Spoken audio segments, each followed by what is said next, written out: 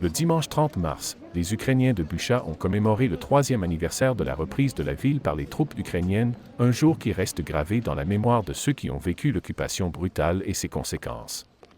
Cet anniversaire a été l'occasion non seulement de réfléchir à la libération de la ville, mais aussi de rendre hommage aux êtres chers perdus pendant cette occupation meurtrière, qui a laissé des cicatrices profondes sur la communauté et sur le pays tout entier. Parmi ceux qui rendaient hommage à leurs proches se trouvait Yevgenia Nikitina, une femme de 45 ans, déplacée interne originaire de Donetsk. Elle a fait le douloureux voyage jusqu'à Bucha pour visiter la tombe de son fils, Serhiy, qui est tragiquement décédé en janvier 2023 à l'âge de 20 ans, après avoir combattu dans la région de Donetsk. Tenant un bouquet de fleurs, Yevgenia a rappelé le moment en début 2022 où elle a vu de ses propres yeux les troupes russes avancer vers sa ville.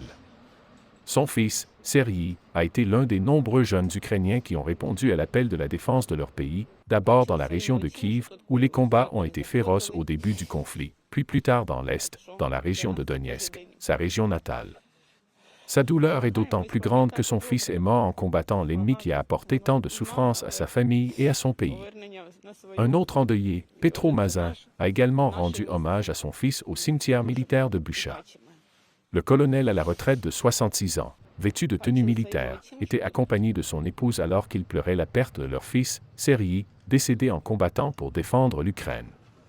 Comme beaucoup de parents ayant perdu un enfant dans ce conflit brutal, Petro et son épouse sont laissés avec un vide immense, pleurant non seulement la mort de leur fils, mais aussi l'inimaginable douleur de perdre leur enfant dans des circonstances aussi tragiques.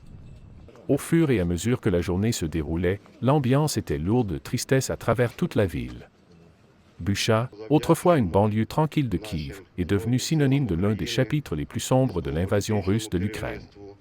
Les horreurs qui se sont produites pendant l'occupation ont choqué le monde entier et ont attiré l'attention internationale sur les atrocités commises par les troupes russes.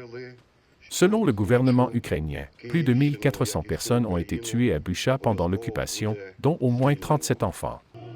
Nombre des victimes étaient des civils, exécutés, torturés ou simplement laissés pour morts dans les rues après le retrait des troupes russes de la ville. Plus de 175 corps ont été découverts dans des fosses communes, tandis que d'autres ont été retrouvés dans des chambres de torture où les brutalités de la guerre étaient pleinement exposées. Les autorités ukrainiennes ont identifié plus de 9000 crimes de guerre russes rien qu'à Bucha, y compris des exécutions, des viols et des tortures généralisées, des actes qui ont laissé des cicatrices émotionnelles et psychologiques profondes chez les survivants. Les fosses communes et les preuves de torture laissées par les troupes russes à Bucha sont devenues un symbole de la brutalité de l'occupation. Bien que la ville ait été libérée, les blessures physiques et émotionnelles restent présentes.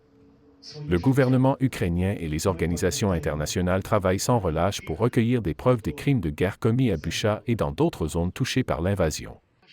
Les atrocités perpétrées dans la ville ont conduit à une condamnation mondiale et à des appels à rendre justice pour ceux qui sont responsables. Malgré les preuves accablantes des crimes de guerre, Moscou continue de nier les accusations, affirmant que ses troupes n'ont pas commis d'exécution, de viol ou de torture pendant leur occupation de Bucha. Les autorités russes ont prétendu que les rapports sur les atrocités étaient soit fabriqués, soit montés de toutes pièces, un discours largement rejeté par la communauté internationale et les organisations de défense des droits de l'homme.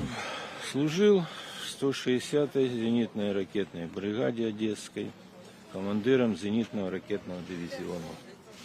Підполковник. Загинув під Сумами 16 червня 2022 року під час протиповітряного бою.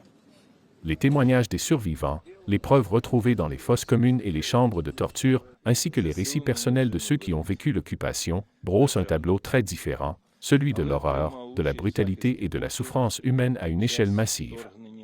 Le 3e anniversaire de la reprise de Bucha est non seulement un moment de souvenir, mais aussi un moment de réflexion sur le long chemin vers la justice et la guérison. Le peuple de Bucha et le reste de l'Ukraine continuent de se battre pour que la vérité soit reconnue et pour que ceux responsables de ces crimes horribles soient tenus responsables. Alors que la guerre se poursuit, le fardeau pour le peuple ukrainien ne cesse de croître, mais leur résilience, leur courage et leur détermination demeurent inébranlables.